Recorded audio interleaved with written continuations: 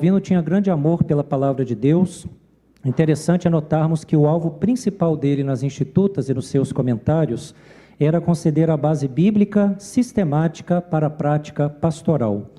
O ensino de Calvino visava ensinar os pastores teólogos a edificarem a igreja por meio da correta interpretação da palavra de Deus. Olhemos o que ele falou nas Institutas sobre a tarefa do teólogo. O propósito de um teólogo não é deleitar os ouvidos, mas, ao ensinar o que é verdadeiro, certo e útil, confirmar as consciências. Ao comentar a epístola de Tito, Calvino discorda que a igreja deva ser movida por controvérsias sem proveito. Ele afirmou: visto que todos os questionamentos supérfluos que não se inclinam para a edificação devem ser com toda razão suspeitos e mesmo detestados pelos cristãos piedosos, a única recomendação legítima da doutrina é que ela nos instrui na reverência e no temor de Deus. Depois ele nos recorda que o homem que mais progride na piedade é também o melhor discípulo de Cristo. O único homem que deve ser tido na conta de genuíno teólogo é aquele que pode edificar a consciência humana no temor de Deus. O teólogo para o reformador deve edificar a consciência dos crentes no temor de Deus. O teólogo faz isso ao ensinar sobre a autoridade e o conteúdo da Escritura Sagrada. É nesse sentido que Herman Bavinck, teólogo holandês reformado, explicou: entre os teólogos reformados, portanto, a seguinte proposição sempre vem à tona: o princípio do qual todos os dogmas teológicos são extraídos é Deus disse. Como podemos sintetizar a hermenêutica de João Calvino? Eu começo enfatizando que Calvino, juntamente com Martinho Lutero, concordavam que a Escritura é o seu próprio intérprete e Jesus Cristo é o cerne da mensagem dela. Mas no campo hermenêutico, Lutero se preocupava primordialmente com a questão da salvação, enfatizando a justificação pela fé em Cristo Jesus.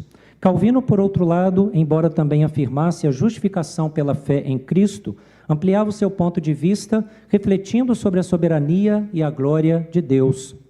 Essa perspectiva levava Calvino a se satisfazer com as mensagens bíblicas a respeito de Deus, da história da redenção e da aliança de Deus. Para interpretar o texto sagrado, Calvino indicava alguns princípios. 2 deles eram, em primeiro lugar, clareza e a brevidade. Ao escrever o prefácio de seu comentário à Epístola aos Romanos, para Simon Grinels, humanista e teólogo alemão, Calvino afirmou: ambos sentíamos que a lúcida brevidade constituía a peculiar virtude de um bom intérprete. E depois o reformador completou: eu particularmente confesso que sou incapaz de me demover do amor à brevidade.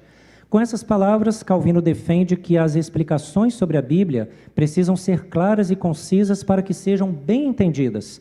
O propósito do intérprete bíblico deve ser deixar que a Escritura fale por si mesma na exposição e saber que os problemas que muitos exegetas amam, não por amor ao texto, mas para buscar sua própria notoriedade, devem ser deixados de lado. O segundo princípio que Calvino indicava para aqueles que desejavam interpretar o texto sagrado era que deveriam buscar a intenção do autor, o autor humano. Ele escreveu: visto que quase a única tarefa do intérprete é penetrar fundo na mente do escritor a quem deseja interpretar, o mesmo erra o seu alvo, ou no mínimo ultrapassa seus limites, se leva seus leitores para além do significado do autor original. Sabemos que todo documento tem um autor e é moldado pela intenção deste autor. Na interpretação, Calvino sabe que precisamos recuperar a intenção autoral e não interpretar o texto do modo que preferimos. Buscar a intenção autoral é realizar uma interpretação cuidadosa e respeitosa. Calvino nos ensina que existe um aspecto ético na interpretação. Trata-se da responsabilidade do intérprete, que é demonstrar respeito tanto pelo texto quanto pelo seu autor. O intérprete não pode ser arrogante, elevando-se acima do texto e de seu autor. A regra de ouro da interpretação requer que tratemos todos os textos e autores com a mesma cortesia com que queremos que sejam tratados nossos escritos e afirmações. Ao respeitarmos a intenção dos autores humanos das Escrituras, também respeitamos, em última análise, o próprio Deus que decidiu se revelar, através do Espírito Santo nessas Escrituras. Estas e outras regras hermenêuticas de João Calvino são bem atuais e aplicáveis ao nosso tempo. Porém, há um ensinamento atual que afirma que as afirmações de outras épocas não têm nada a nos dizer hoje. As implicações dela podem prejudicar a aplicação não apenas do sistema de Calvino ao nosso tempo, mas também de qualquer outra concepção religiosa do passado. Trata-se da filosofia da história das ideias, que trouxe a consciência histórica da humanidade. O que isso significa? Façamos uma comparação com o que se pensava anteriormente e o que foi mudado hoje. O pensamento clássico havia concebido o ser humano na perspectiva de um ser natural que era dotado de propriedades constantes e imutáveis, conforme a natureza. Contudo, o pensamento moderno mudou essa concepção e defendeu que cada indivíduo é um ser histórico, que sofre uma tripla transformação no seu ser, no seu relacionamento com a natureza e com a sociedade e no seu modo de conceber a realidade por meio do tempo. Não podemos negar, de fato, que as consequências dessa mudança de perspectiva são bem amplas, sendo notadas nos diversos âmbitos, por exemplo, ético, jurídico, pedagógico e religioso. Se antes, nesses âmbitos, as normas, leis e princípios eram consideradas de maneira estática e naturalista, parecendo absolutos, universais, imutáveis, depois que a humanidade adquiriu uma consciência histórica, eles se tornaram valores, princípios e leis relativas e imutáveis. A consciência histórica trata-se de uma mentalidade que indica a historicidade do conhecimento humano, ou seja, ela opera através de tudo a nível cognoscitivo. A historicidade do conhecimento não quer dizer apenas que o conhecimento varia objetivamente de acordo com cada período histórico que pertence ao sujeito que conhece. Essa influência da história sobre o conhecimento é óbvia e é real. Mas a historicidade do conhecimento significa, sobretudo, que com o passar dos tempos, o próprio ser, o poder cognoscitivo do ser humano, sofre uma transformação interior, no sentido de que o passado se sedimenta no sujeito cognoscente, plasma suas faculdades cognoscitivas, influenciando todas as atividades delas. Esta tomada de consciência da própria historicidade conduz a uma revisão fundamental da teoria do conhecimento, pois ela não pode mais ser concebida nem como retrato direto da realidade, segundo a tese dos realistas antigos e modernos, o que inclui os positivistas, nem como criação originária do eu, conforme defendiam os idealistas, mas deve ser concebida como a interpretação de situações, pois o ser humano apenas apreende sua realidade histórica quando e se a interpreta.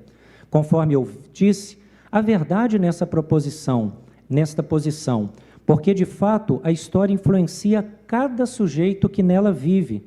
Contudo, a seguinte posição nos traz dificuldades.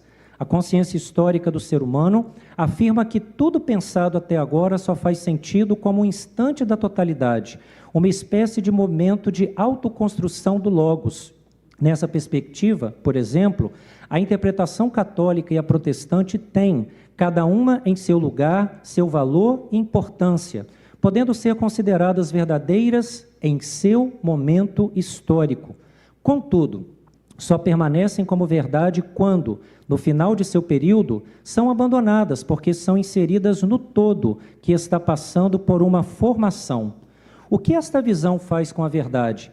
Percebemos que ela faz com que a verdade se torne uma função do tempo, ou seja, o verdadeiro não é simplesmente verdadeiro, já que a verdade não é verdade de per si. Ao contrário, é verdadeiro o que existe em e por um tempo, o que faz com que as linhas entre o que é verdadeiro e o que é falso sejam tênues.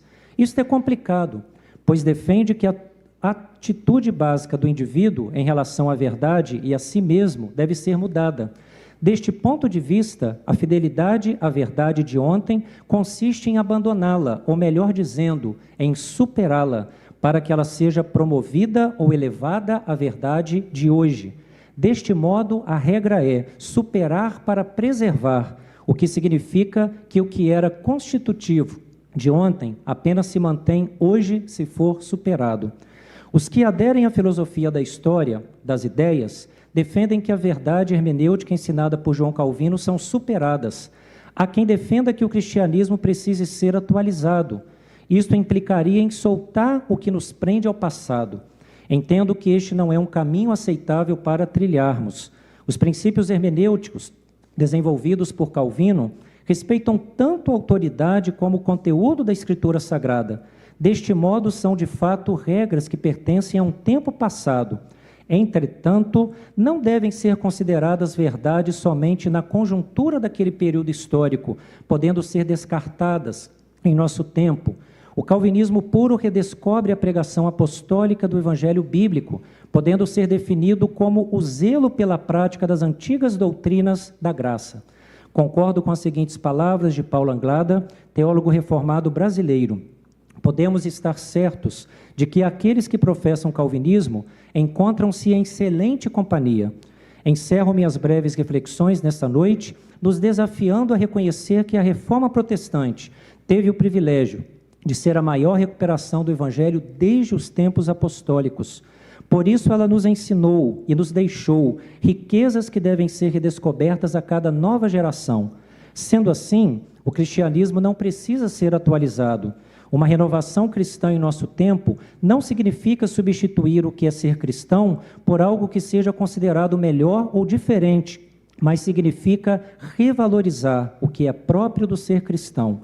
O calvinismo é autenticamente cristão, pois valoriza e expõe corretamente a palavra de Deus. Que nós, calvinistas de hoje, recuperemos as ênfases hermenêuticas de Calvino, aplicando-as com seriedade e em respeito sempre à palavra do Senhor. Que Deus nos abençoe. Amém.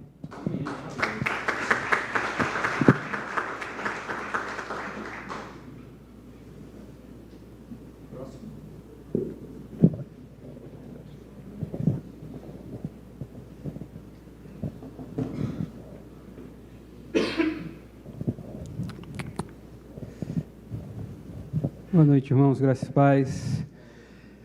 A gente vai falar um pouquinho sobre João Calvino e a pregação, uma reflexão um pouco sobre a exposição bíblica que Calvino fazia, a utilização do púlpito. Calvino ele entra para a história, né, como um reformador, mas também como um grande expositor das Escrituras. E o que é que a gente poderia falar que marcou a pregação de Calvino? Ele tem alguns pressupostos que devem moldar também a nossa maneira de entender e de nos aproximarmos para essa tarefa da pregação. Calvino ele estava convencido, ele defendia com unhas e dentes, podemos dizer assim, a autoridade bíblica. Para ele, a palavra de Deus, a Bíblia Sagrada, é o que deveria conduzir a igreja, né? Os decretos dos papas, as tradições da igreja, tudo isso deveria ser colocado sob o prisma da Escritura e assim ser examinado, e com isso Calvino ele estava preocupado sempre em conduzir o seu rebanho na igreja de Genebra, justamente a esse ponto de entender o que era a Escritura e entender a autoridade que a Escritura possuía para moldar assim a vida da igreja. Dessa maneira, então, Calvino ele entendia que, como até o reverendo Weber citou, essa era a função principal do pregador, de ser esse intérprete, de entender o pensamento do autor original, do autor bíblico, e trazer isso à luz de maneira que os seus contemporâneos, a sua igreja, pudesse assim então compreender e assim também trazer isso para a sua vivência cotidiana. Uma das formas como Calvino escolheu organizar a sua maneira de pregar, justamente, o que já é de grande conhecimento nosso, é a exposição sequencial. Calvino ele começava a pregar um livro, começava e ia versículo a versículo, do início até o final, né, obviamente observando ali os eixos temáticos, o eixo exegético, as perícopes, e assim ele ia expondo sistematicamente os livros inteiros da Bíblia. De forma muito rara ele deixava o estudo de um livro, mas ele sempre trazia dessa maneira. Por que Calvino fazia isso? Porque ele estava tão convencido da questão da autoridade da Bíblia, que ele dizia que tinha que pregar todo o decreto de Deus, todo o conselho de Deus.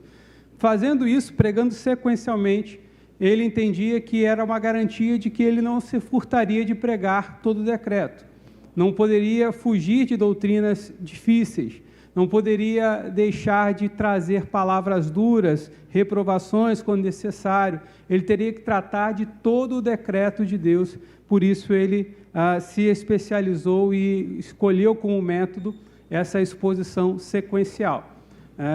O Steve Lawson, no seu livro, um dos seus livros, ele vai falar que Calvino, ele, ao alcançar a maturidade do ministério, ele começa a pregar nos domingos pela manhã e à tarde em livros do Novo Testamento, e algumas vezes em Salmos, e durante a semana em um outro livro do Antigo Testamento. Então, ele expunha 2 livros ao mesmo tempo, no Novo e, durante a semana, um livro do Antigo.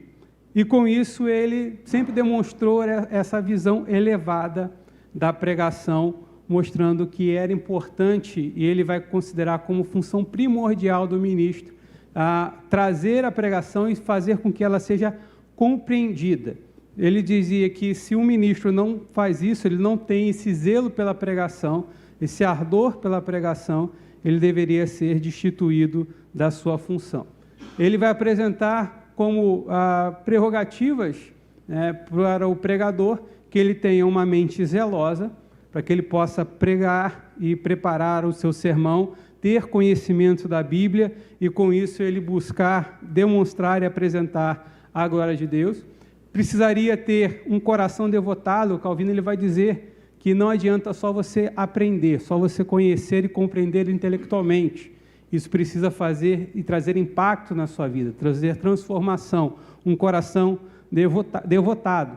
Não é à toa que o lema da nossa casa é: sem devoção não há formação. Não é meramente um conhecimento intelectual das doutrinas da Escritura, mas é trazer isso de forma prática, um coração devotado. E ele também tinha como prerrogativa para o pregador uma determinação inabalável, ou seja, para que ele pudesse estar pronto a fazer de forma contínua essa exposição e sem deixar com que outras tarefas se colocassem no meio ou viessem a tirar o foco desse pregador. Falando um pouquinho de como que Calvino estruturava o seu sermão, um pouquinho a questão homilética. É claro que a gente aqui está tratando de um pregador do século XVI, e a estrutura homilética ela é um tanto quanto diferente da estrutura que a gente utiliza hoje. Mas Calvino ele já tinha algumas questões, já apresentava de algumas maneiras a sua pregação, que também a gente pode compreender hoje, que são preceitos importantes para nós hoje. Por exemplo, Calvino, ele sempre tinha a ideia de ir direto ao assunto. Ele pensava sempre a forma de como ele poderia ir o mais rápido possível para o texto que ele estava apresentando, o texto que estava ali em foco. De maneira que, então, ele não se preocupava em trazer como parte da sua a introdução do seu sermão, pensamentos de outros autores ou questões fora, mas ele pensava muito em como chegar ao texto da forma mais rápida possível. Como ele pregava sequencialmente, muitas vezes a sua introdução era relembrar o que ele tinha feito ou falado no sermão passado, o que o texto anterior havia ensinado, e com isso ele já entrava diretamente no seu sermão e com isso passava a trazer a reflexão e a exposição bíblica. Uma curiosidade é que Calvino ele pregava sem esboço.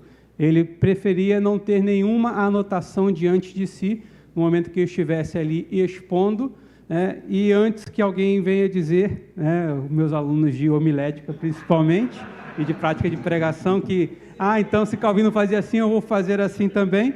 Calvino gastava muitas e muitas horas preparando o seu sermão, de maneira que quando ele chegava ali, embora ele não tivesse nada diante dele, ele tinha muito claro na mente o seu sermão, por onde ele iria, o que ele ia falar do texto, e exatamente a estrutura que ele já iria seguir. Então, era uma opção dele. No entanto, não confunda isso com a ideia de que ele estava improvisando. Pelo contrário, ele estava muito certo, muito ciente daquilo que ele ia fazer.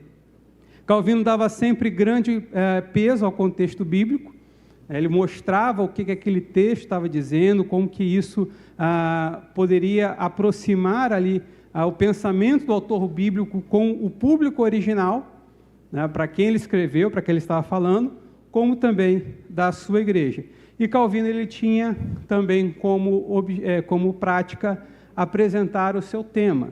Ele deixava bem claro qual era a proposição, qual era a ideia central do seu sermão, de maneira que quando ele começava a expor o texto bíblico, as pessoas que estavam ali na Catedral de Saint-Pierre sabiam exatamente sobre o que ele ia falar e como que ele estava desenvolvendo o seu pensamento. Então ele tinha essa visão também do sermão, como ser essa construção de uma ponte para ligar os dois mundos, o mundo bíblico e o mundo contemporâneo, seja dele, seja o nosso hoje.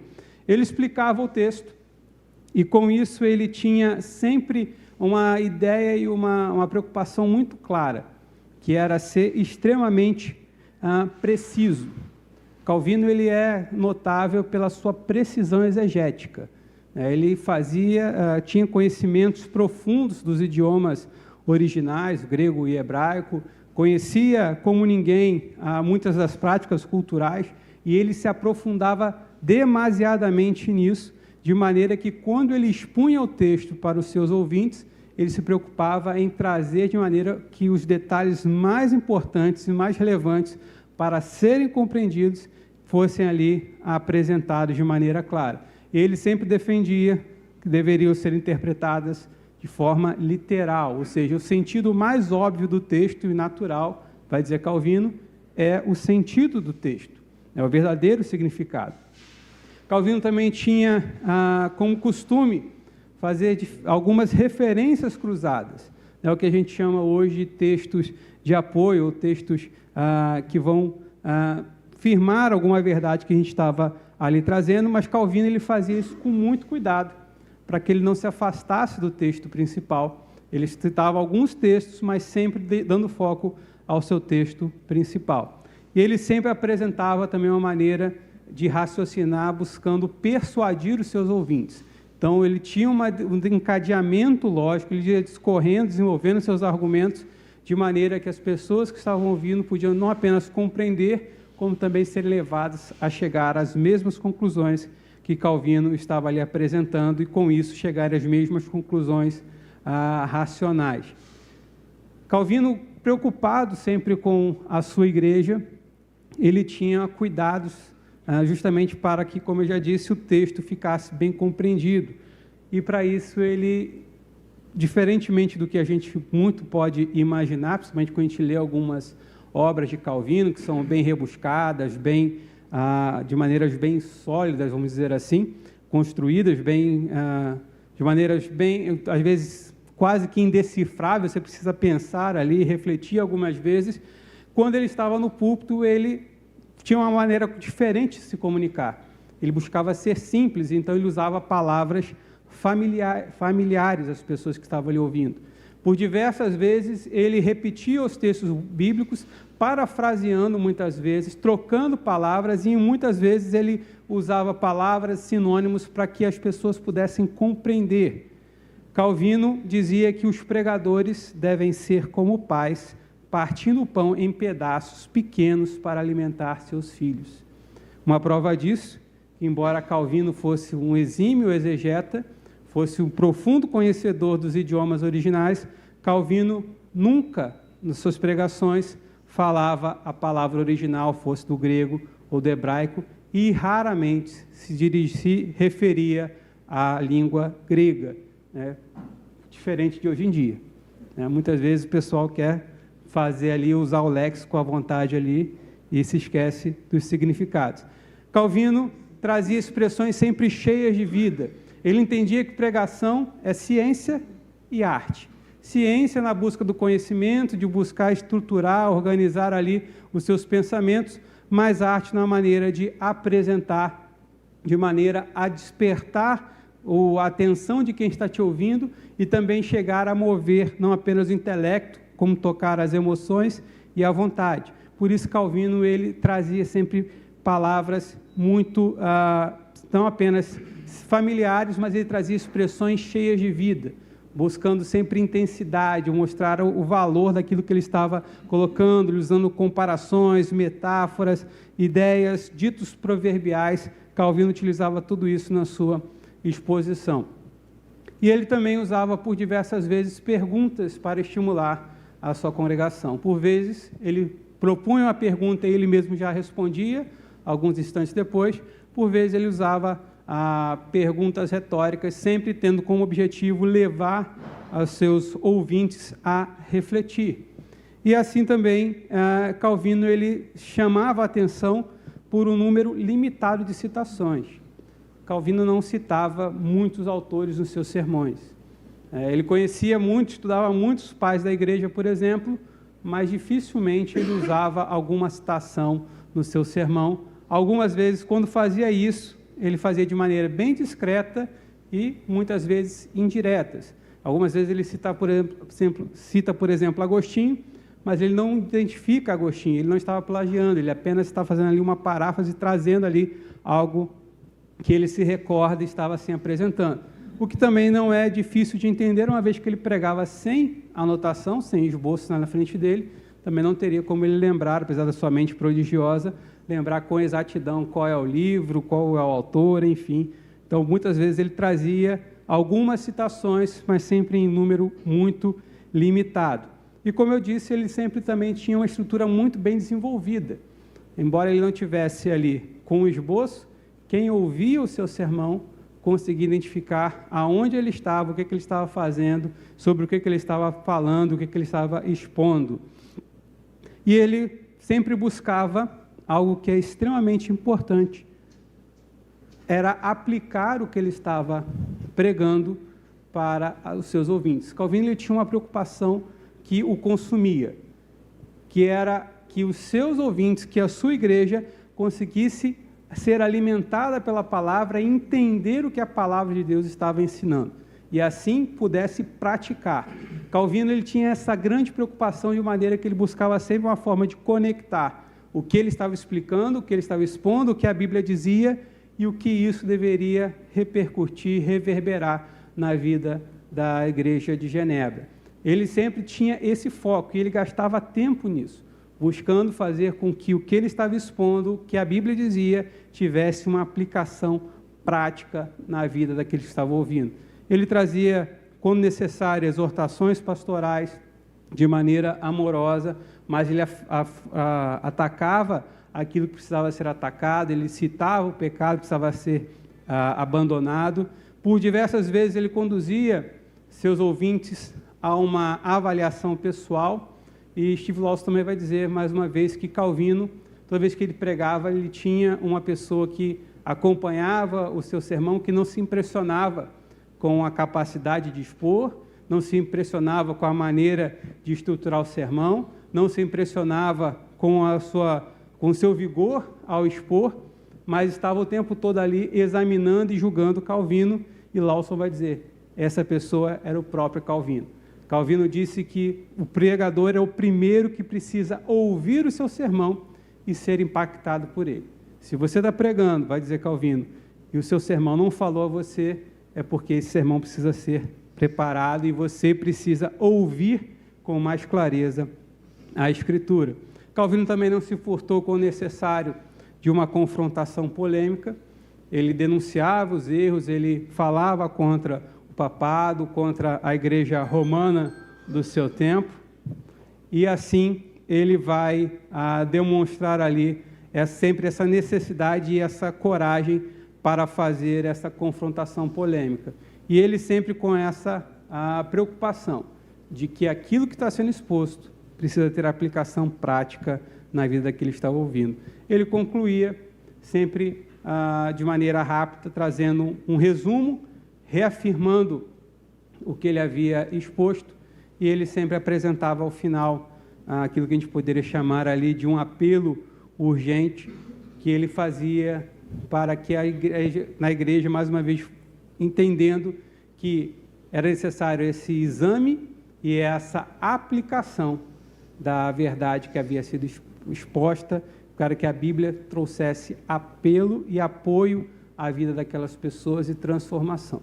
Com isso, Calvino ele vai se destacar como sendo um dos grandes expositores. O próprio Spurgeon vai dizer, príncipe dos pregadores, falando justamente que era necessário que houvessem mais calvinos, mostrando essa importância da exposição, da profundidade da exposição que o reformador de Genebra sempre demonstrou, sempre trouxe.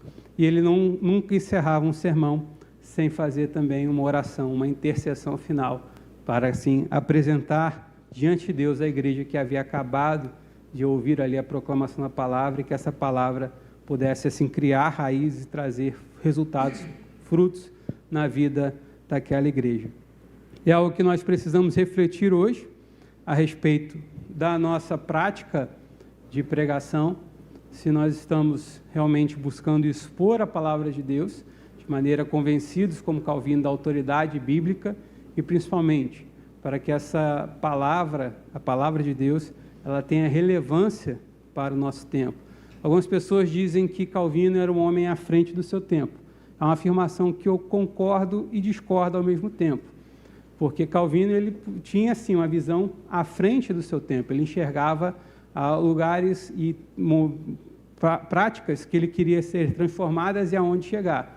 Mas ele era alguém extremamente conectado com o seu tempo, de maneira que ele sempre buscava compreender a necessidade da sua comunidade, da igreja, dos refugiados franceses, refugiados escoceses, ingleses que chegavam até Genebra, e trazer a Bíblia de maneira que eles pudessem compreender e aplicar no dia a dia.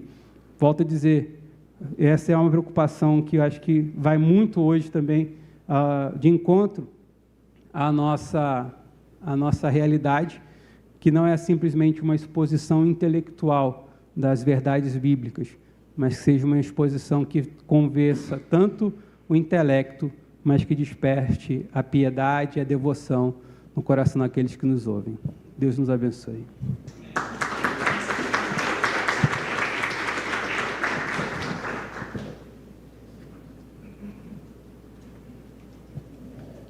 Graça e paz, irmãos. É bom estar aqui, é bom rever amigos também que há algum tempo nós não revíamos. Revimos o reverendo Eurípides, o abraçamos, que bom, né? E também falamos com os nossos irmãos seminaristas, participando desse momento de confraternização, mas também de aprendizado, de preparo para a obra de Deus. Louvado seja o nome do Senhor por isso. Nós estamos dando continuidade às reflexões sobre o calvinismo brasileiro, e na parte que me coube falar sobre a prática eclesial do culto. E na nossa palavra nós buscamos justamente tentar analisar, tentar refletir sobre uma parte prática, porque o culto também nos evoca muito isso, né? O aplicar do nosso conhecimento teológico para uma prática da adoração, e uma adoração que realmente tenha relevância porque agrada a Deus. Então, nós começamos fazendo a primeira grande reflexão da importância do tema, da adoração, mas também, por muitas vezes, o esquecimento de alguns sobre essa importância e sobre o foco que se deve dar a ela. Quando nós olhamos os nossos documentos confessionais, em particular que eu cito o Breve Catecismo, na sua primeira pergunta, ele já nos coloca em xeque sobre as prioridades da nossa vida e pergunta assim: qual é o fim principal do homem, do ser humano, da humanidade? E a resposta é: glorificar a Deus, né? E gozá-lo para sempre. Então, os nossos documentos confessionais, eles reverberam uma verdade bíblica do ser humano ter uma finalidade de criação de Deus, de adorá-lo, de cultuá-lo. de prestar louvores ao nosso Deus. E nós, quando confrontamos esta realidade com o nosso culto público, que nós passamos agora a evidenciar de maior forma, que é o culto da igreja, que é o culto que a congregação se reúne para fazer, nós entendemos que ali, coletivamente, nós estamos cumprindo esse papel, esse chamado de adorar a Deus da melhor maneira possível. Também falamos de uma outra importância, porque o culto público e o culto da igreja, ele conversa, ele dialoga com as outras grandes atividades da igreja, do evangelismo, da ação social, também do ensino, da edificação da igreja, que são atividades co-irmãs do culto, mas que recebem no culto, né, um pulsar, conforme diz von Almen, né, a igreja pulsa o culto, e o culto, para essas atividades também, passa uma vitalidade, porque todas essas vitalidades, elas recebidas do culto, ou da prática do culto, ela torna nessas atividades também os fins principais.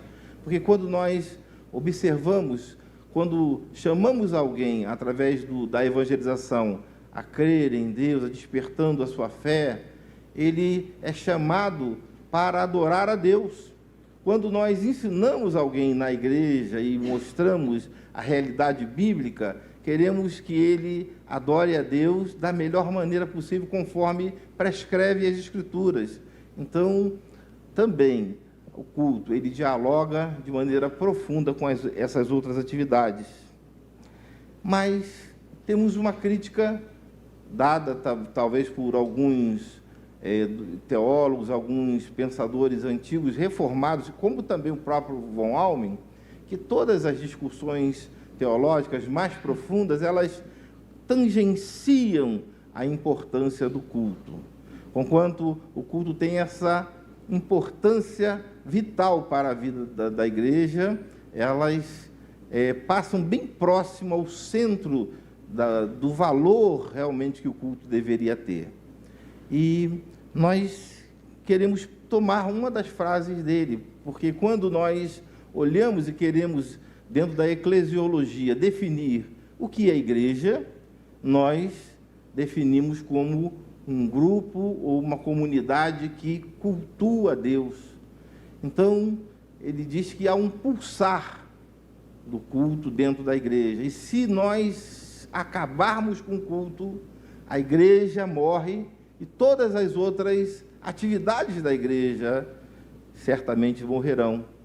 Porque quando as pessoas passam e olham para a igreja, vão ver uma comunidade que cultua, ou seja, por definição, a igreja é um conjunto de pessoas, é uma comunidade que adoram a Deus, que vivem dentro desse pulsar da palavra de Deus, que vivem na prática de louvar, de bendizer o nome do Senhor.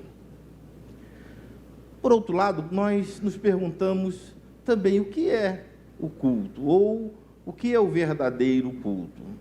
E temos também por definição que o culto é um encontro de Deus com o seu povo. Talvez seja algo bem simples e bem fechado em foco, mas ele demonstra que desde o Éden, quando nós nos aproximamos de Deus, pelo próprio chamado de Deus, nós vemos em Deus o foco central desse chamado, mas do compartilhar com Ele. Por isso que o culto é um meio de graça. Nós não vamos oferecer nada nosso para Deus, mas nós vamos simples e meramente retribuir a Deus o benefício e o amor com o qual Ele nos ama e também Ele nos convoca a adorá-lo. Quando nós adoramos Deus, nós estamos, na realidade, não trazendo alguma coisa em benefício dele, mas nós estamos compartilhando, mais uma vez, desse meio de graça e recebendo a contraprestação do amor de Deus, que é muito maior do que qualquer coisa que possamos dar e entregar a Ele. Nosso culto, ele tem uma base judaica, em que os elementos lá do judaísmo, nós, no cristianismo, interpretamos esses elementos, alguns nós copiamos, outros nós editamos, acrescentando alguma coisa, outros nós modificamos totalmente, mas nós temos essa base lá do Antigo Testamento. Cito pelo menos dois desses elementos importantíssimos. O primeiro foram as festas dos judeus, festas que eram celebrativas, eram comemorativas, mas também elas faziam o povo lembrar da graça de Deus, do poder de Deus, da bondade de Deus, da misericórdia de Deus. Dessas festas, nós recebemos o tipo de culto que nós prestamos nos dias atuais. Dentro da tradição reformada, e aí nós, quando olhamos os manuais mais antigos, nós lemos lá o seguinte, olha, culto é serviço, né? Mas culto é celebração. Por isso que nós celebramos o culto, nós vamos para a igreja festejar, nós vamos para a igreja nos alegrar na presença do Senhor e cumprir toda uma liturgia, todo um ritual por Ele estipulado. Nós temos também nesta visão de que as próprias festas de Israel, elas deram algumas características da nossa junção, como, por exemplo, lá do Seder Pascual, onde as pessoas, por determinação divina, se reuniam para se alimentar, para comer e para louvar e bendizer o Senhor, porque eles, peregrinando até pelo deserto, e eles que antigamente eram escravos, agora eles têm a liberdade dada por Deus, mas na escassez eles conseguem louvar e bendizer o nome do Senhor, porque o Senhor é que sustentou aquele povo em situações muito difíceis. E eles celebravam até, por exemplo, lavando as mãos, num ritual de purificação. E isso é distintivo, né, dessa higiene. Quando chega na Idade Média, por exemplo, isso era visto como um tipo de bruxaria, porque dentro da peste negra, né, ou da peste bubônica, que era a peste negra, dentro dos arraiais dos judeus não morriam, muitos porque eles lavavam as mãos antes de se alimentar. Havia uma higiene, né? E isso, então, e outros morriam. E esse pessoal está, né, com algum pacto demoníaco, porque não morrem, né? E eles, então, morriam por causa da espada e da perseguição, porque queriam cultuar a Deus dentro de um ritual, dentro de uma liturgia, dentro de determinado posicionamento. Também temos, dentro do judaísmo,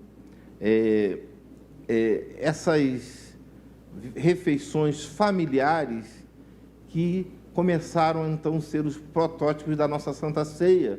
E ali se tem o protótipo dos cultos e da liturgia moderna dos dias atuais e das liturgias que nós prestamos, muito parecidos, porque se cantavam louvores, se expunha a palavra, se bendizia o nome do Senhor, havia ali também a comunhão, havia ali aquele momento de confissão até dos pecados, e toda aquela liturgia que era feita dentro da sinagoga, com essas refeições também lá na própria sinagoga, elas são protótipos dentro do nosso culto.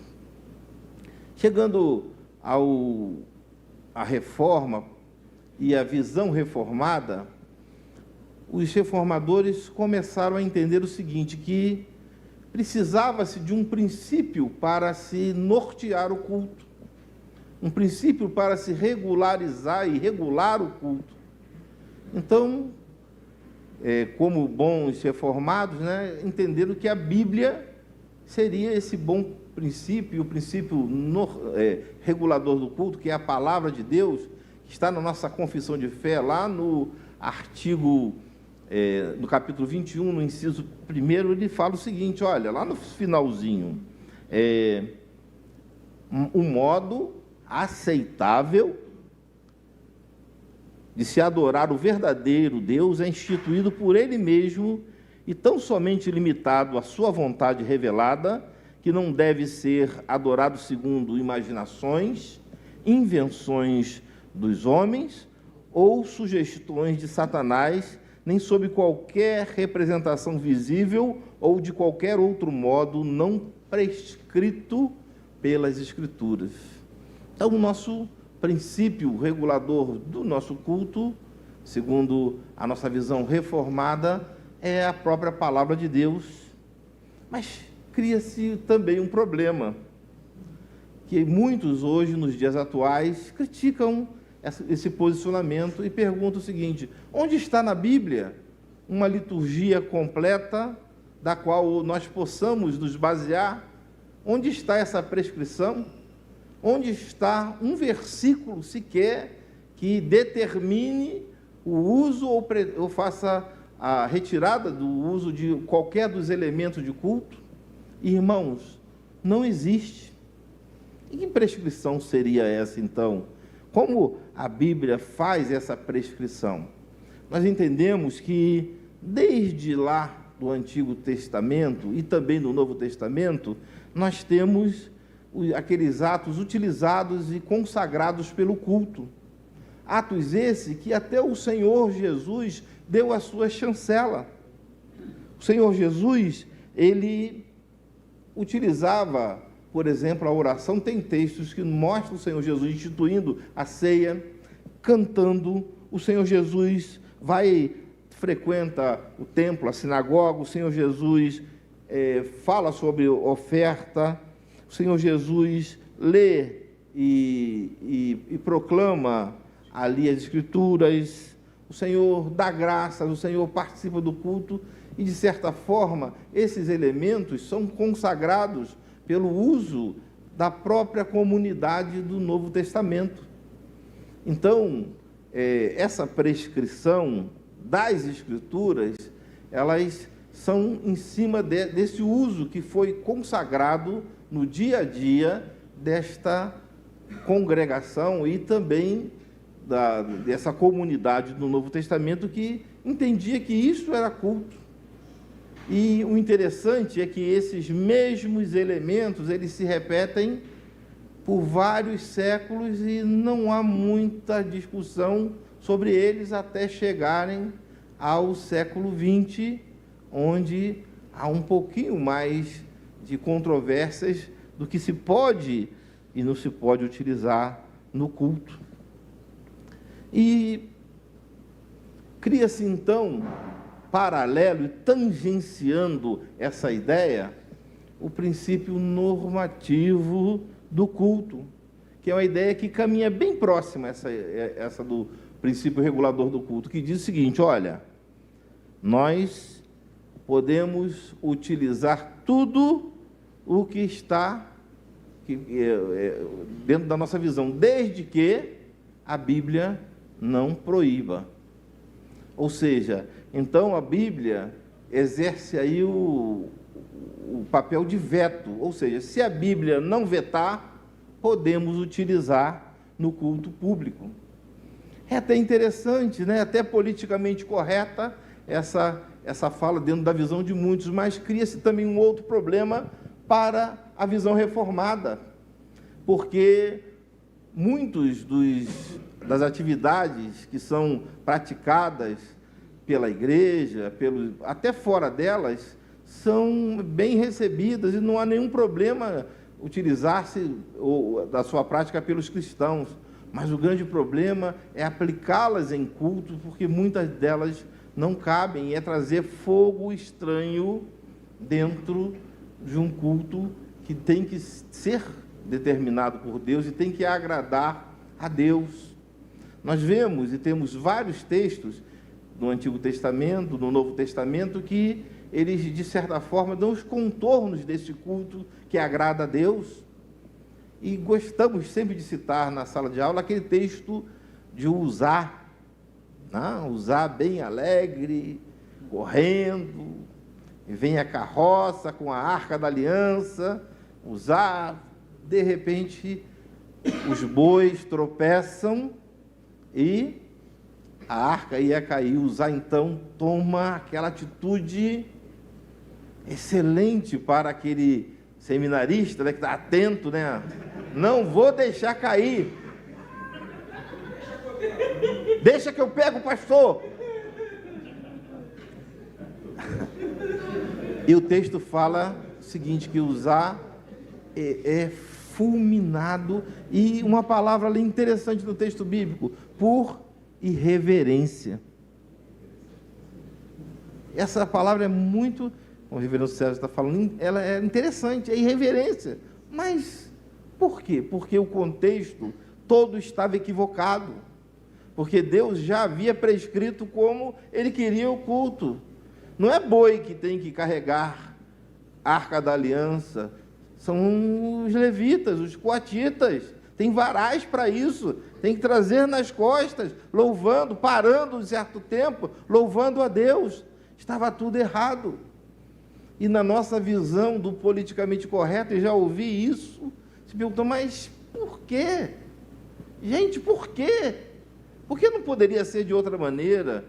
E a grande explicação é que Deus determinou que fosse feita daquela maneira. E Deus, muitas vezes, irmãos, no seu amor para conosco, Ele determina as coisas e quer que elas sejam daquela maneira, e nós temos que obedecer. Como Ele fala no Novo Testamento, que o nosso culto tem que ser em espírito e em verdade. Não é um mero ritual também, mas ele tem que, verdade, não contrário da mentira, mas verdade, aquela realidade, algo real na nossa vida, que nós sentimos, e real também porque ele é prescrito pelas Escrituras. E aí então, irmãos, nós passamos a parte do panorama prático dos dias atuais, olhando para a nossa igreja e olhando para aquilo que nós entendemos como culto e culto aplicado à igreja. Soren Kierkegaard, ele cria uma metáfora, uma figura interessantíssima para explicar o que é o culto atual e qual é a visão da grande massa das pessoas do que é o culto. Ele fala o seguinte, olha, nós não podemos entender, ou só vamos entender isso, quando nós colocamos o culto semelhante a uma peça teatral. Aí nós vamos entender. Numa peça teatral, por exemplo, existe vários elementos, né? E ele cita pelo menos 3, atores, o ponto de apoio e a plateia. Aí ele diz que na peça teatral, né, e transformando para a visão de culto, né, quem seria essa plateia? Ele fala, olha, aqueles que olham para o culto atual entendem que essa plateia seria a congregação, para quem é dirigido o culto, quem está assistindo o culto. A Dona Maria, o seu José, aquele que está assistindo o culto, é a plateia do culto. Que os atores são o pastor, né, o seminarista é o ator bandido lá, o mal, né? O coadjuvante, né? Os atores são mais que o coral, não é isso? Mas quem? Aquele que vai fazer um solo, a equipe de louvor, esses são os atores. Esta é a visão do culto atual, muito bem. E o ponto de apoio é Deus, que faz com que o culto ocorra, né?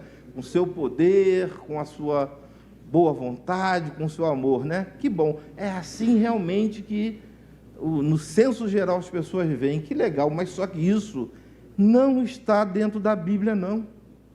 Está completamente errado e nós, de maneira geral, estamos prestando, nós não, né? Quem pensa assim, né? Uma heresia diante do Senhor, porque olha só como é o culto bíblico. Os papéis se modificam. A congregação não é a plateia é Deus, porque Deus recebe o culto é para Ele. Desde o Antigo Testamento ao Novo Testamento, nós louvamos a Deus. Então Deus está observando o nosso culto e recebendo o nosso culto. E olha só, O ponto de apoio não são simplesmente, não é Deus, mas aqueles que fazem as pessoas louvarem, bendizerem, ou seja, o pastor é um ponto de apoio para o culto, o seminarista, a equipe de louvor, ou seja, de novo trocou os papéis para o culto bíblico. E os atores, quem são os atores do culto bíblico? São todos aqueles que vão se congregar para adorar o Senhor. Esses são os atores do culto. Porque quem vai para um culto e não louva a Deus, ele não sai dali justificado.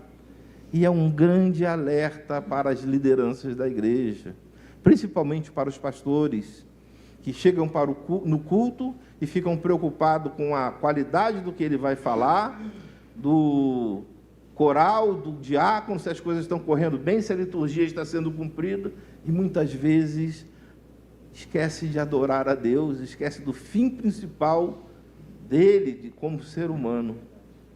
E nós temos que pensar e olhar esse ponto de maneira firme. E até quando falo para os alunos, eu falo assim, olha, quando eu me ajoelho na oração de pedindo de contrição, se eu, naquele momento ali, não me sentir alguma coisa, eu já procuro corrigir ali mesmo, porque eu quero participar do culto.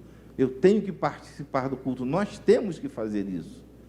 E o culto é isso. Então, partindo desse ponto de vista, e já fechando a nossa palavra, irmãos, nós, então, vemos essas características que se aplicam no dia a dia. E a nossa congregação, ela, de forma geral, ela está seduzida e ela gosta, e ela, dentro desses dias e tempos chamados pós-modernos, elas estão envoltas a algumas características dos nossos dias, como, por exemplo, irmãos, uma grande fuga daquilo que é tradicional, daquilo que é costume.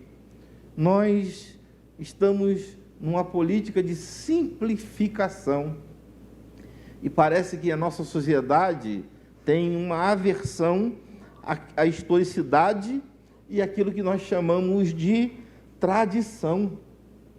Muitas comunidades querem fazer a ligação direta deles lá para a Bíblia e dizem, e esquecendo que nesse miolo, nesse meio, existiram várias pessoas, vários irmãos, vários mártires que deram sua vida para que o culto fosse formatado do jeito que ele é. Ele tem uma razão de ser. E eu gosto muito de um pensamento de John Leite, eu até reproduzi aqui. Ele diz o seguinte, que as mudanças não são necessariamente boas em si, e que o futuro não é uma porta automática aberta para um progresso inevitável. A sabedoria do passado não é antiquada, porque representa a integridade da experiência humana. Ou seja, irmãos, nós temos que olhar para muitas práticas do passado que são importantes. Hoje nós estávamos brincando com o reverendo Heber, né? Olha, tá bonito, né? Mas o colarinho clerical, né? A roupa pastoral, o terno, a apresentação, que hoje em muitas comunidades, né? Até na sala de aula nós temos isso, o torcer lá do nariz em relação a isso, ele tem uma razão de ser.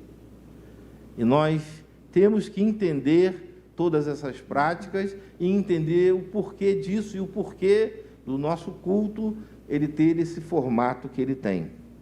Mas, deixando um pouquinho isso de lado, que sair da pano para manga, partimos para uma segunda característica hoje que nós temos, que também é irmã siamesa dessa característica, que é um sincretismo religioso que fica muito, às vezes, tácito, né, nas nossas atividades, mas nós não queremos reconhecer, e que é uma mistura de elementos com outros elementos de outras seitas, de outras religiões.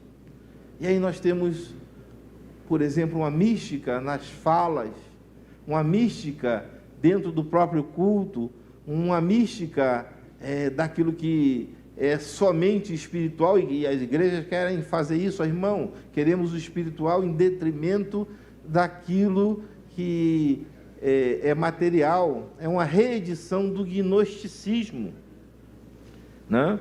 É uma reedição, e querem reeditar esse gnosticismo daquela dualidade entre espírito e matéria, do que é bom para o culto, e nós entendemos que o culto equilibrado é aquele que está diante da palavra do Senhor, que é dado conforme e prescrito em espírito e em verdade, onde nós participamos dos elementos de maneira salutar.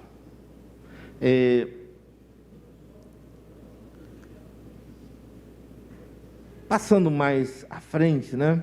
Nós hoje temos também uma influência carismática no nosso culto, e nós dizemos assim, que muitas vezes tem seduzido as nossas congregações, os nossos líderes, porque nós olhamos para algumas igrejas que assim praticam e vemos que os cultos dela e as reuniões têm muitas pessoas, né?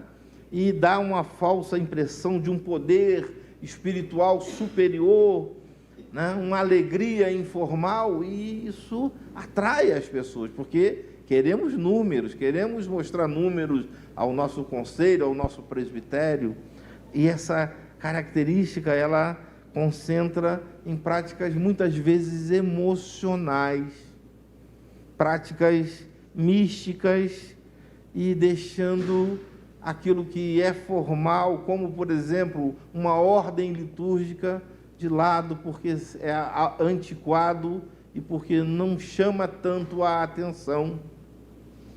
Nós temos nas práticas, e vimos aqui, né, os cânticos bonitos, né? Mas grande parte deles, nessas comunidades, são aqueles cânticos de guerra, 2 tempos, né? Porque é uma marcha, né? E porque proclamam uma guerra, uma batalha espiritual, e nós gostamos disso, porque isso dá força à igreja, né? Mas temos que dar uma olhada, porque o nosso culto simplesmente sensorial, ele é extremamente voltado às emoções, e nós precisamos ter um culto equilibrado também, bíblico, que fale as nossas atenções, porque simplesmente um culto sem o lastro bíblico, ele é aquele culto que ele vai até a porta da igreja, ele não perdura, porque somente a Bíblia nos dá essa base final. Irmãos, nós vamos fazer assim uma conclusão da nossa fala. Estou vendo que o pessoal já está olhando para a porta ali com aquele olho querendo sair, né? Já começa, e as perguntas vão começar, né? Mas nós queremos falar o seguinte, que o nosso culto, então, ele é extremamente prático, ele faz parte de um reverberar de várias e várias ações, do olhar bíblico, de pessoas que realmente viveram essa prática, que cultuaram a Deus, e ele fala muito ao nosso coração, porque ele é o culto bíblico reformado. Mas às vezes nós tomamos a nossa palavra, né, e o nosso questionamento, como o André Bieler, né, ele pergunta assim: será que essa realidade do século XVI, essa realidade reformada, ela ainda tem voga nos dias atuais? Falar num culto reformado, ou falar numa visão reformada, ou num remédio reformado para as igrejas nacionais, ou falar de uma teologia equilibrada, reformada. E ele fala o seguinte, que Calvino, ele ainda está a falar. E o interessante é que não só nos meios reformados, mas até naqueles que não são reformados, aí foi falado muito bem pelo nosso diretor, há ouvidos para ouvi-los. Há ouvidos para ouvi-lo, né? Calvino ainda é ouvido nos dias hoje. E nesse ouvir, nós agora fazemos uma ligação com o que Abraham Kuyper fala. Já que ele pode ser ouvido, o calvinismo é igual àquela semente lá no sarcófago do faraó, que foi perdida lá e ficou por séculos, ou pode ficar por séculos lá perdida. Mas um dia, quando essa semente ela é confiada de novo ao solo, ela dá e traz frutos a 100 por um, porque o calvinismo ainda carrega o poder maravilhoso de dar frutos para nações no futuro. Ainda nós estamos esperando realizar coisas heróicas, realizações heróicas, sob a bandeira da cruz, contra o espírito do tempo. Mas aí ele nos fala que somente o calvinismo nos equipa com esses princípios inflexíveis, pela força deles, garantindo-nos uma vitória segura, embora longe de ser uma vitória fácil. Que Deus nos abençoe, irmãos. Deus tenha misericórdia de nós também.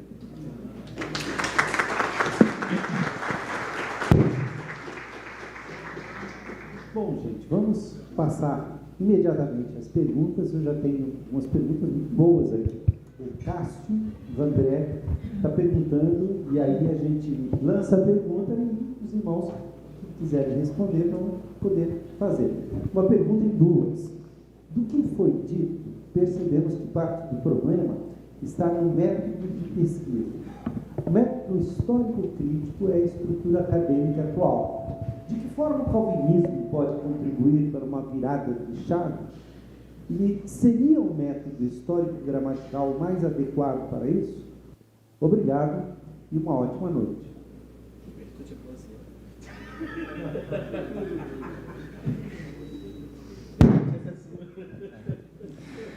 Irmãos, é uma pergunta bem interessante. Nós estamos num momento histórico em que, pós-iluminista, isso é muito claro para todos nós, o método histórico crítico, ele é filho da ideia de que a razão pode responder a todas as coisas, a ciência, ela fala a todas as coisas, e a revelação, como autoridade, ela cai. Então, o método histórico crítico não é que não tenha nada de bom, pode nos ajudar na questão da pesquisa. A ciência, quando fala com embasamento, ajuda o cristão também. Isso nós devemos entender. Mas quando eu deixo a revelação, quando eu deixo o sobrenatural, o transcendente, e principalmente a questão da inspiração divina de lado, aí eu vou ter sérios problemas. Então, nós precisamos sim.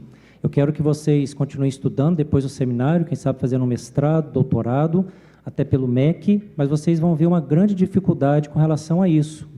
O método histórico-crítico é o que se apega à interpretação bíblica, mas nós precisamos a cada dia trazer a verdade à tona e falar de autoridade, numa geração onde a palavra autoridade deixa a desejar, porque é uma imposição, é algo déspota e assim por diante. Então, o método histórico-gramatical é o melhor, porque é fiel à Escritura.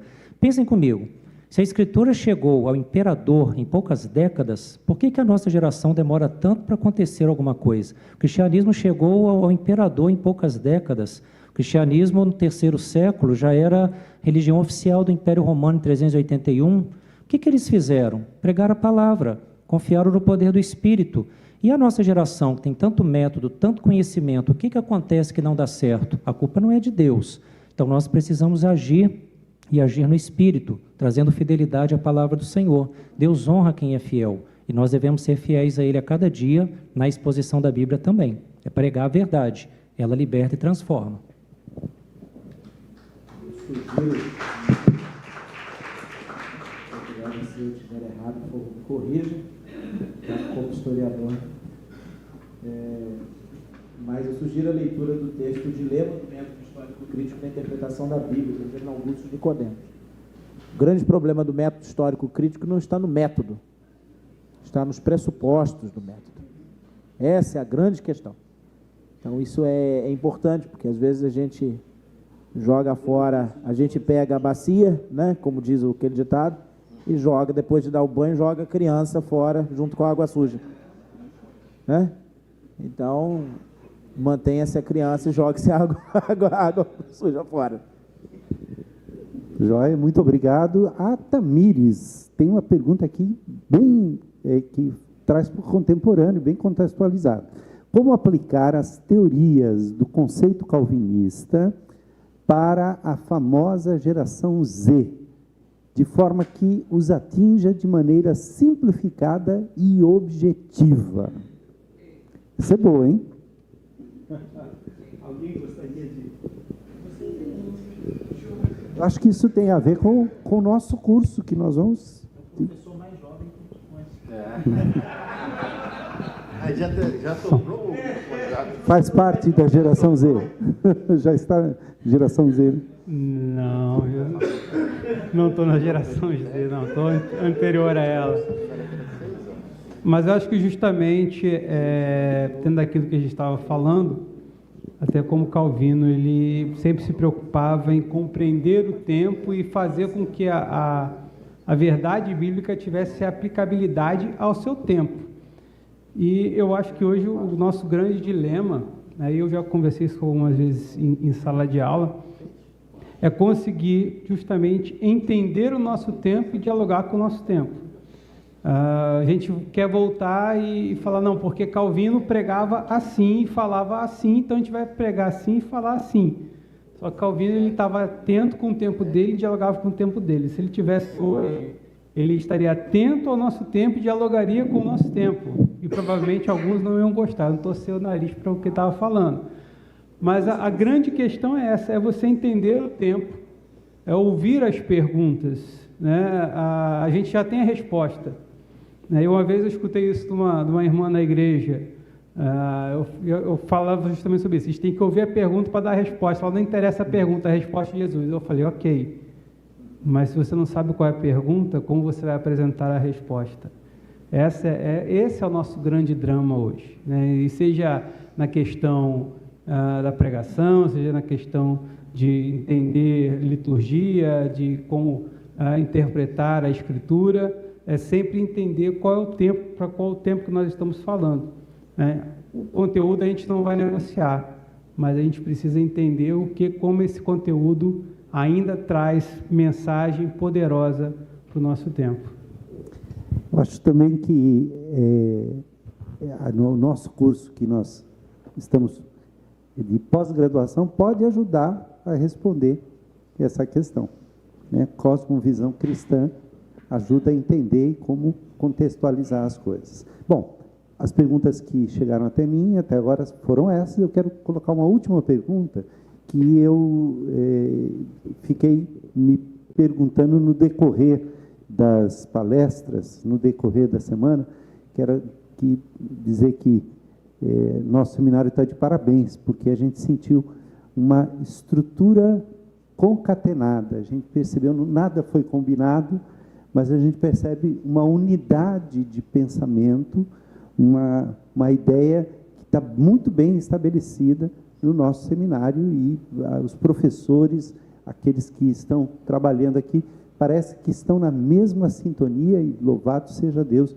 porque estão realmente. A minha pergunta é que, de tudo que eu ouvi nessa semana, parece que calvinismo está na moda. Isso é bom ou ruim?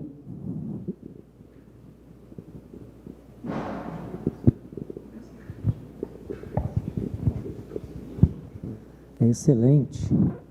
Nós vivemos num mundo onde o relativismo crassa, e o relativismo, ele procura autoridade. E nós não cultuamos Calvino, mas cultuamos ao Deus que Calvino serviu e expôs com fidelidade. Isso é o que faz a diferença do calvinismo, é ser bíblico em uma época relativizada, em uma época onde a palavra autoridade tem muita dificuldade, as pessoas sentem vazio. Eu comparo o nosso tempo àquele vazio da época da Reforma, aquela crise dos deuses do primeiro século. Havia um vazio tão grande. Vazio de quê? Vazio de Deus. Minha alma tem sede de Deus. E nesse vazio, a igreja tem o privilégio de ir, de pregar, e não pregar uma ilusão, mas pregar a verdade, pregar a palavra que liberta e que transforma. Então, o calvinismo, não de per si, mas porque aponta como uma tradição, ele aponta para a autoridade única, revelacional, de direito divino, que é a palavra de Deus. Então, o calvinismo, sendo fiel à palavra, nisso consiste a sua grandeza. Ele retira o foco dele e ele coloca o foco, a notariedade, não do pregador, não do teólogo, não da marca da igreja, mas da palavra de Deus. E é isso que a nossa geração precisa, anela e busca. É a palavra da verdade. Então, por isso que o calvinismo está em voga, e isso é muito bom. Pessoas estão vindo à igreja presbiteriana, estão vindo à igreja reformada, porque precisam de uma palavra de autoridade, de vida. E o calvinismo traz isso. Tira a cena dele e coloca, de fato, a palavra no seu devido lugar. A entronização é de Deus, a glória é a Ele, a soberania é a Ele. Então é excelente que o calvinismo está em voga.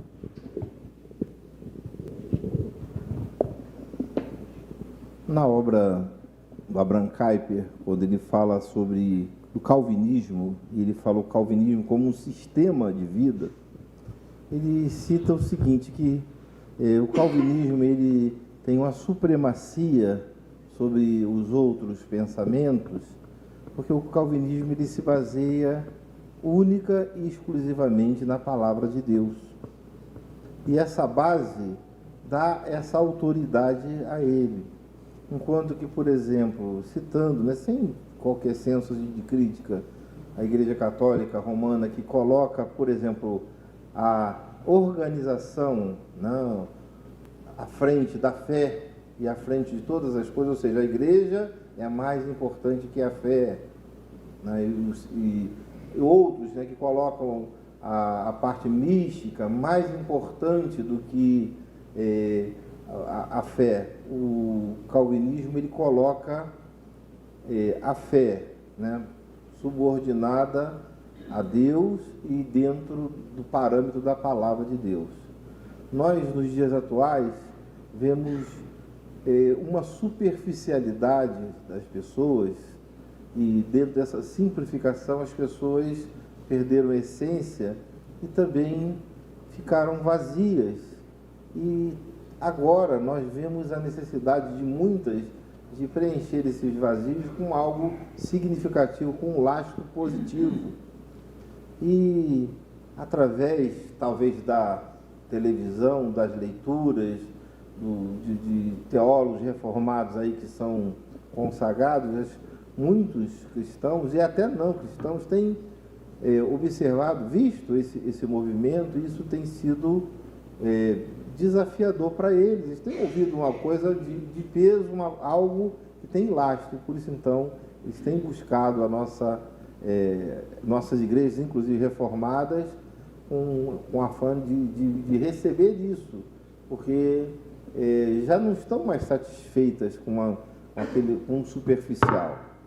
Na minha igreja, como na igreja de vários irmãos, nós temos recebido algumas pessoas, e eu, às vezes, faço a pergunta, e eu recebi um pastor jovem, justamente com a sua esposa, jovem também, e eram de uma igreja da nossa área ali, uma igreja grande, uma igreja neopentecostal, e eu perguntei, mas por que você veio para cá e por que você não aplica isso na sua igreja? E ele fala o seguinte, que o sistema lá não permitiria isso, e se ele levasse essas ideias para a liderança, ele ia para o banco. Né? Então, a parte conceitual tem cativado muitas pessoas, e eles foram justamente por isso, porque eles se encontravam lá vazios de conteúdo, né?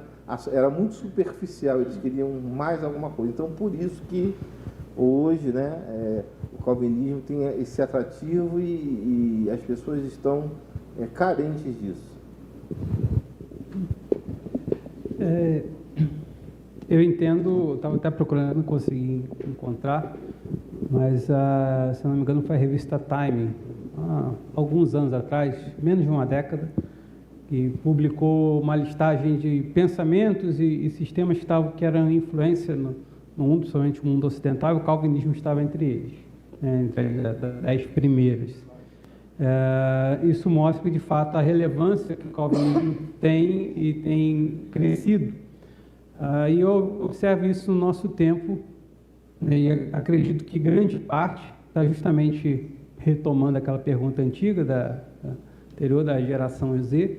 Acho que a questão justamente da centralidade, da base bíblica, exposição bíblica, ela acaba trazendo uma certeza para uma geração que é marcada pelas incertezas e as relativizações.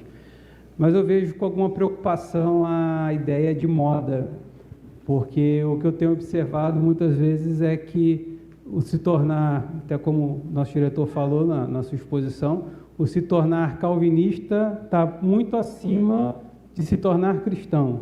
O defender o sistema de doutrina está muito acima de defender ou de apresentar o Evangelho. Eu entendo isso como algo preocupante. Essa ideia de moda preocupa, porque o que é moda hoje, amanhã já não tem o mesmo valor. Então, o calvinismo, como bem colocou os meus colegas, ele traz essa prerrogativa de apresentar a Escritura e não apresentar a si mesmo, né? O Calvino tinha essa preocupação, a Deus somente a glória, só lhe deu glória. E nós, como calvinistas, defendemos esse postulado da reforma. O problema da moda é que, às vezes, o pessoal quer colocar aquilo em evidência e, com isso, se esquece do amor cristão, da pregação do Evangelho, enfim, para apresentar mais um estilo de vida, muitas vezes distorcido. Eu não vejo o calvinismo como moda, mas, à luz do que eu tenho experimentado na academia, nas minhas pesquisas, à luz das ciências sociais, o calvinismo brasileiro ele está aproveitando um espaço. Eu tomo aqui as reflexões da antropóloga Paula Monteiro quanto à necessidade de revisão do paradigma da secularização. O que acontece? No século XIX e início do século XX, muitos falou a respeito da secularização como um caminho cada vez maior para que a religião cada vez mais ficasse relegada a um plano do particular, né? E o que nós vemos, especialmente no nosso país, é que tudo é altamente envolvido em religião. O nosso país é essencialmente religioso. Então, política é religião no nosso país. Política e religião se misturam muito, entre vários outros assuntos. A religião está presente em tudo. E o que acontece? E aí eu tomo a questão dos evangélicos do Brasil, que estão em franco crescimento já há várias décadas. O grupo que mais cresce entre os evangélicos é o grupo dos neopentecostais. Só que o neopentecostalismo, na sua forma de apresentação, ele é extremamente aguerrido e extremamente espiritualista, no sentido de dar uma grande ênfase à demonização das coisas. Então, em termos até de ser palatável àqueles que não são cristãos, a forma de apresentação ela não é palatável, porque sempre você vai ver um pastor exorcizando alguém e tendo conversas e diálogo com um demônio na televisão, ou então chutando imagens religiosas. Então, isso não é palatável. Em que o calvinismo entra nesse espaço? O calvinismo é muito mais do que um sistema doutrinário. Como Kuyper defendia, é uma biocosmovisão. Então, a sua forma de apresentar as suas crenças, que são religiosas, não necessariamente vai ser de forma religiosa. Inclusive, é um conceito interessante que é suscitado de Habermas, que é o conceito de tradução cooperativa dos conteúdos religiosos, que é o seguinte: o calvinista ele é muito hábil na sua concepção de cosmovisão em tomar as suas crenças e não precisa falar de Deus o tempo inteiro numa linguagem religiosa com chavões, e ele ser um excelente enfermeiro cristão e se mostrar cristão, e ser um excelente advogado cristão, e buscar dentro da teoria do direito argumentos não necessariamente que vão buscar fundamento na escritura, mas dentro da razoabilidade, e assim ele vai argumentar. O pressuposto dele é cristão, ele é um cristão, ele acredita a partir da revelação, mas a forma como ele vai apresentar não necessariamente vai ser a partir de argumentos tirados da Escritura, porque ele vai buscar na razão comum, a partir das convicções dele cristãs, um elemento de contato em que ele possa expor uma verdade que é bíblica, mas sem necessariamente usar um argumento religioso. Assim, o calvinismo, no contexto brasileiro, ele é mais capaz de dialogar com a sociedade e ele entra dentro desse espaço. Eu não vejo o calvinismo como moda, mas especialmente com o aumento da escolaridade, o aumento do acesso à universidade, o aumento do acesso à leitura, o calvinismo, enquanto, e aí é algo que os sociólogos dizem, o calvinismo é uma racionalização da fé. Nós transpomos tudo para textos confessionais. Nossa forma de pregar é o famoso introdução, tema, 3 pontinhos e conclusão, que é a forma argumentativa dos melhores cursos de redação, os melhores cursos de oratória que a gente tem. Dá para passar no Enem, né? Então, a forma como nós nos apresentamos é uma forma racionalizada, em que não necessariamente apela a um emocionalismo de religiosidade espiritualista, mas nós temos uma fé em que entendemos ser uma fé racional. Então, a questão não vejo como moda, mas o calvinismo, no atual contexto, ele aproveita um espaço, ele se insere dentro de um contexto.